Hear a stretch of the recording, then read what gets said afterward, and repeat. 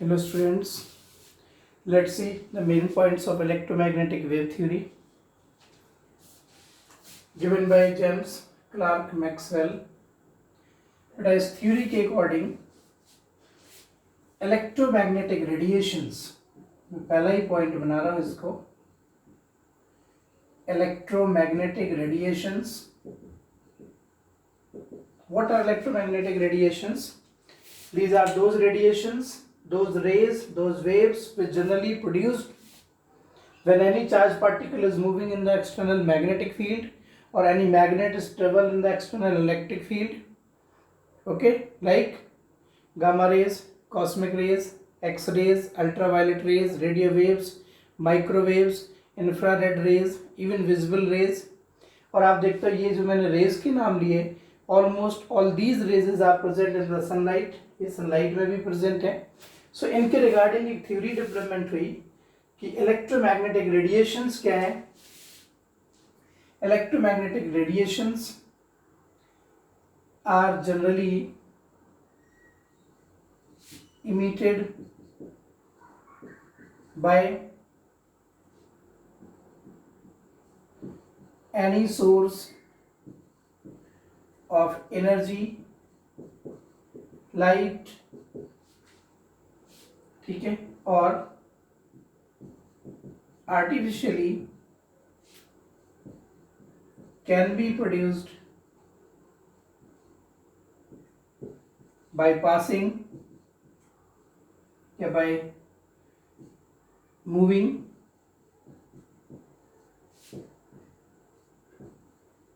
any charged particle in the external magnetic field or by moving any magnet in the external electric field. ऐसे generate कर सकते हो आप. ये electromagnetic radiations हैं. इनके रिगार्डिंग जो थ्योरी पॉइंट्स हैं, what are the main points, please ध्यान दीजिए. First point is this,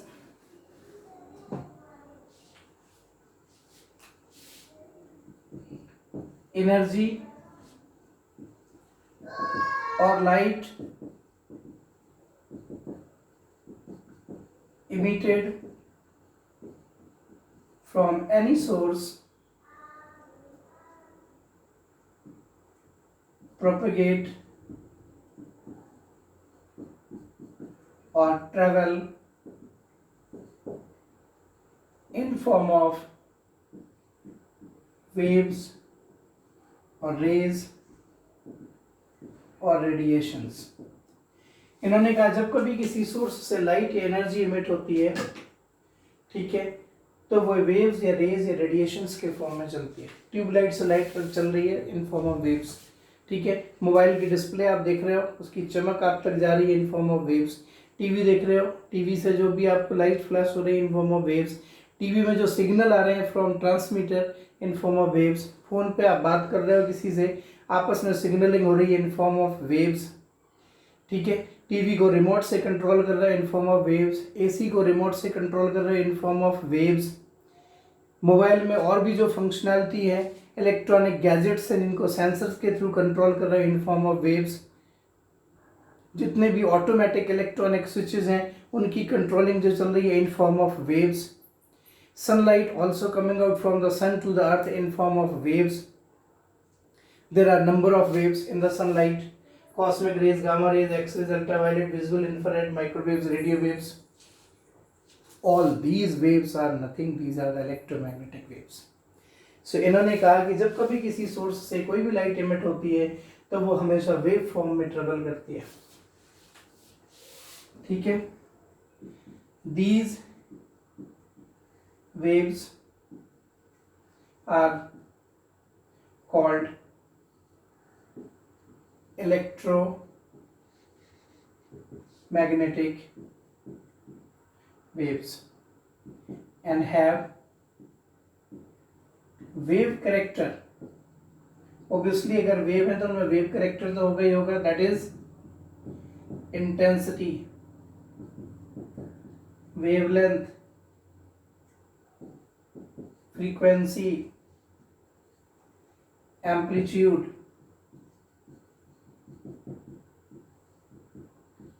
wave number, ये कुछ कैरेक्टरिस्टिक्स होंगे इनमें। सेकंड पॉइंट डाल सकते हो आप। Next, electromagnetic radiations, EM waves do not require any medium for their propagation. That is, can travel in vacuum also, can travel in vacuum. ठीक है, these radiations travel with the speed of light. ये जो radiations हैं, electromagnetic waves, electromagnetic waves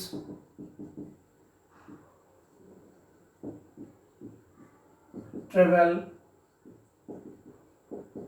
with the speed of light. ये light that is 3 into 10⁸ meter per second in vacuum. ये vacuum में भी चल सकते हैं, तभी तो सन से अब तक जो लाइट आ रही है बीच में कोई मीडियम थोड़ी ना है, वो सभी इलेक्ट्रोमैग्नेटिक वेव्स हैं। Electromagnetic radiations do not deflect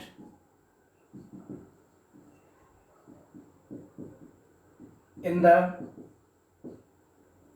external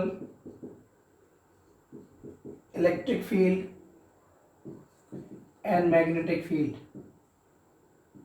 when passed through. अगर आप इनको इलेक्ट्रिक और मैग्नेटिक फील्ड से पास कर दो तो ये डिफ्लेक्टेड नहीं होते। उसकी सबसे बड़ी वजह है कि इन पे कोई चार्ज नहीं होता, कोई मास नहीं होता। Basically these are only form of energy, ये सिर्फ एनर्जी फॉर्म है, ये एनर्जी के फॉर्म है, इसलिए ये डिफ्लेक्ट नहीं होते इलेक्ट्रिक मैग्नेटिक फील्ड में। हाँ, ये जरूर है कि अगर आप इन रेडिएशंस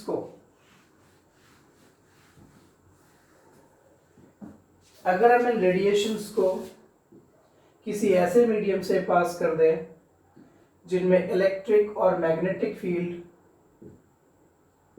परपेंडिकुलर लगे हों, ठीक है, इलेक्ट्रिक मैग्नेटिक फील्ड परपेंडिकुलर लगे हों, जैसे suppose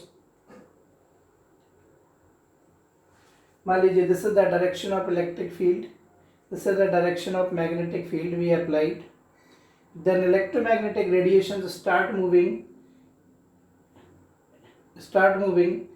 along this red marker pen in the spiral oscillation perpendicular to electric and magnetic both, perpendicular to the electric and magnetic field both, दोनों फील्ड के perpendicular ये ऑसिलेट करते हैं। सो यहाँ पे डायग्राम वैसे 3D में है, इलेक्ट्रिक और मैग्नेटिक फील्ड दोनों के परपेंडिकुलर ये कुछ इस तरीका से मूव कर देते हैं। That means if we talk about these rays consist of electric and magnetic field acting perpendicular to both, then EM waves start oscillating मतलब वाइब्रेट करना, perpendicular to both electric and magnetic field, ठीक है, ये दोनों के perpendicular travel करते हैं।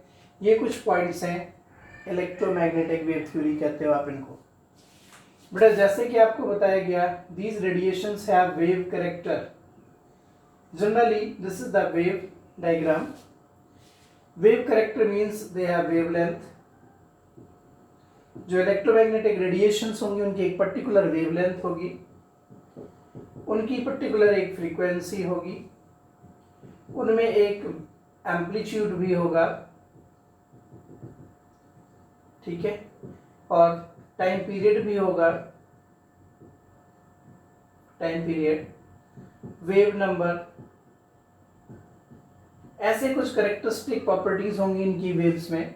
Wavelength represented by lambda, frequency represented by nu, amplitude represented by A, time period represented by T, wave number represented by nu bar. ये characteristics होते हैं इनमें, इलेक्ट्रोमैग्नेटिक वेव्स में, रेडिएशंस में, ठीक है। मैं बार बार बता चुका हूँ कि रेडिएशंस और वेव्स हैं क्या। बहुत सिंपल वे में आपने ये पॉइंट्स अपने दिमाग में रख लेने हैं, ठीक है। एक बार फिर से देखिए, what do you mean by wavelength. अगर आपने किसी वेव की वेवलेंथ को डिफाइन करना है, then wavelength defined as the minimum distance between two consecutive points which are in same phase। किन्हीं ऐसे दो पॉइंट्स के बीच की डिस्टेंस जो सेम फेज में हो वेव में, like this to this distance is called wavelength। or the minimum distance between two consecutive crust or two consecutive trough, इनको आप क्रस्ट बोलते हैं, इनको ट्रफ बोलते हैं, इनके बीच की डिस्टेंस वेवलेंथ कहलाती है।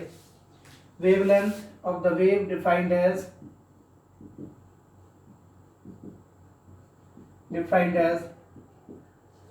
the minimum distance between two consecutive crust or trough, इनके बीच की डिस्टेंस को वेवलेंथ बोलते हैं। आप लैम्डा से डिनोट करते हो। जनरली इनको एंगस्ट्रॉम या नैनोमीटर में रिप्रेजेंट करते हैं। 1 एंगस्ट्रॉम 10⁻⁻10 मीटर, 1 नैनोमीटर 10⁻⁹ मीटर, ठीक है, ऐसी रिप्रेजेंटेशन होती है। This is the wavelength. Now what is amplitude. Amplitude of any wave is defined as the maximum height of the crust or maximum depth of the trough। This is the amplitude। किसी भी wave का amplitude उसकी mean line से maximum height of the crust और depth of the trough होता है, represented by ये। This is the maximum height और डेप्थ ऑफ क्रस्ट और ट्रफ, ठीक है, ये एम्पलीट्यूड होता है। ये जो बेटा इंटेंसिटी वर्ड होता है वेव के लिए, intensity basically square of amplitude के प्रोपोर्शनल होता है, ठीक है। अगर इंटेंसिटी ज्यादा है तो एम्पलीट्यूड के स्क्वायर के प्रोपोर्शनल होगा। ये इंटेंसिटी वैसे तो number of waves per unit area या brightness of the light in the particular surface area, ठीक है। Now what about frequency. Frequency defined as the number of cycles completed in 1 second. जैसे suppose this is the 1 cycle, ये 1 cycle है, ये 1 cycle है। 2 points which are in same phase, this complete 1 cycle. और per second ऐसी कितनी cycles complete होगी वो कहलाती है frequency. Frequency of the wave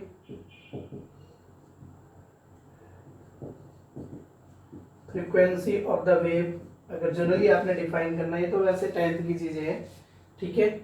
number of cycles completed by the wave in 1 second. पर सेकेंड कितनी साइकिल्स कंप्लीट करेगा ये उसकी फ्रीक्वेंसी कहलाती है किसी भी वेव की। फिर साइकिल का मतलब है to complete 1 cycle means 2 consecutive points which are in same phase. इसको न्यू से डिनोट करते हैं, ठीक है। पर साइकिल्स पर सेकेंड्स कितनी साइकिल्स कंप्लीट होंगी तो इसे आप रेसिप्रोकल टू टाइम पीरियड कह सकते हो। Frequency is reciprocal to time period. इसकी यूनिट सेकेंड इनवर्स या हर्ट्स होती है, सेकेंड इनवर्स और hertz. Definitely how can you define time period? अगर कोई पूछे what is the time period of the wave, time period is the time interval in which any wave completed its one cycle। एक complete cycle wave की cycle ये है, ये यहाँ से यहाँ तक वन साइकिल है, या यहाँ से शुरू होकर यहीं तक जाओ वन साइकिल है, ठीक है। So time period defined as the time interval in which any wave completed its one cycle। So this is the time interval in which a wave completed its one cycle। एक cycle complete करने में कितना time लगेगा, ये उसका time period कहलाता है। वैसे इसको हम और शॉर्ट में समझा सकते हैं, the time required to travel the distance equal to wavelength. किसी भी वेव को कितना टाइम लगता है वो अपनी एक साइकिल कंप्लीट करने में, या distance covered equal to wavelength करने में, वो उसकी टाइम पीरियड कहलाता है। That means if you find out speed of wave, what is the speed of wave from this data, this is the distance, this is the time, distance over time, ठीक है। Speed generally denoted by v और c, it is lambda over t, ठीक है। we used the c for the speed of light, otherwise generally we use the v, lambda is the wavelength and t is the time period, ठीक है। if you want to put up in term of frequency, so same formula, v is equal to lambda into 1 by T, v equal to lambda into 1 by T की जगह new रख दो आप, this is the v, ठीक है। And for electromagnetic waves, because electromagnetic waves travel in form of with the speed of light, so we can write c equal to lambda into nu. Frequency और wavelength का multiplication constant होता है। So overall in the numericals we have to use this formula। कोई पूछे what's the relation between frequency, wavelength, time period and speed of light, it is c is equal to nu into lambda। for electromagnetic waves, for all type of electromagnetic waves, remember the speed of light is fixed and it is 3 into 10⁸ meter per second। समझ गए? इस फॉर्मूले से हम problems भी solve करेंगे। So this is all over electromagnetic wave theory. और ये कुछ टर्म्स डिस्कस करें। एक और टर्म रह गया, what is the wave number? Wave number denoted by nu bar, it is defined as the reciprocal of wavelength, that is number of waves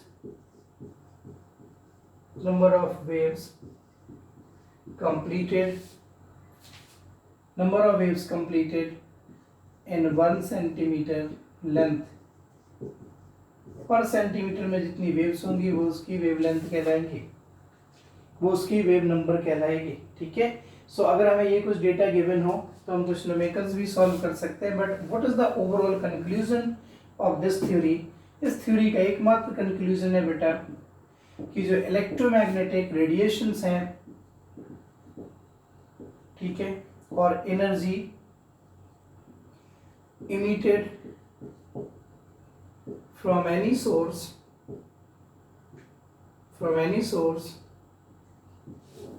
travel in form of waves। ये main है, इन्होंने कहा main चीज है जो electromagnetic radiations जो होते हैं, या जब भी किसी सोर्स से एनर्जी, हीट अगर इमिट होती है, then it is always emitted form of electromagnetic radiations or waves। मतलब उनका वेव नेचर होगा और उसमें ये वेव कैरेक्टर्स होंगे। That is we can say, if we talk about sunlight, अगर हम बात करें सनलाइट की, rays emitted from the sun when we pass through the prism, this is the white light of the sun, ठीक है। we get arrangement, increasing or decreasing order of wavelength और frequency on the screen। ठीक है, हम देखते हैं हमें screen पर बहुत सारी वेव्स मिलती हैं। अगर हम इनको प्रिज्म से पास करते हैं, we get cosmic rays, we get gamma rays, we get X rays, we get UV rays, we get visible rays, infrared rays, far infrared rays, microwaves, radio waves, ये सब बेटा सनलाइट में present होती है, जिनकी frequency का order ये है और इनकी वेवलेंथ का ऑर्डर ये है। इनकी फ्रीक्वेंसी बहुत ज़्यादा होती है, करीब करीब 10⁻22 की रेंज की होती है, और वेवलेंथ बहुत कम होती है। इनकी फ्रीक्वेंसी बहुत कम है, करीब 10⁻2 की रेंज की होती है। Frequency of radio waves is very less, almost 10⁻2 to 10⁻6 की रेंज की होती है। ये जो बेटा अरेंजमेंट है इन सभी वेव्स का स्क्रीन पर, इंक्रीजिंग और decreasing order of energy, this arrangement is known as electromagnetic spectrum. यहाँ पे एक नया वर्ड आ गया, spectrum, electromagnetic spectrum. Electromagnetic spectrum, और spectrum is what? Spectrum means pattern, spectrum means arrangement, spectrum means एक इंक्रीजिंग और डिक्रीजिंग ऑर्डर का एक pattern of the light on the screen, this is called spectrum. जैसे आप लोगों ने छोटी क्लासेस में पढ़ा होगा कि जब हम व्हाइट लाइट ऑप्शन को प्रिज्म से पास करते हैं, वी गेट विबग्योर। ठीक है, 7 कलर्स एक स्क्रीन पे हमें मिल जाते हैं इन द इंक्रीजिंग और डिक्रीजिंग ऑर्डर, वो भी एक स्पेक्ट्रम ही है। ठीक है बेटा, इन रेडिएशंस के जो सोर्सेज हैं, उनके सोर्सेज प्रैक्टिकली तो मैंने आपको बताया कि अगर आप किसी इलेक्ट्रिक चार्ज को किसी मैग्नेटिक फील्ड में रन कराओगे, या किसी मैग्नेट को किसी इलेक्ट्रिक फील्ड में रन कराओगे, तो ये रेडिएशंस मिलते हैं। ठीक है, हमारे सराउंडिंग में इतने सारे एग्जाम्पल्स हैं। मैंने आपको कहा remote, TV, mobile, laptop, computer, toys, torch, sensors, AC remote, AC working, any electronic equipment और gadgets work on the signals, sensors. ठीक है, और remote controller, all these are propagate or travel either radio waves, microwave, infrared rays, ये सब इसमें present है। Sunlight में cosmic rays, gamma rays, X rays present है। अल्ट्रावायलेट रेडिएशंस हैं, ये सभी सनलाइट में भी प्रेजेंट है। ये जो विजिबल लाइट है, इसके अंदर आपको फिर विबग्योर मिलता है, विबग्योर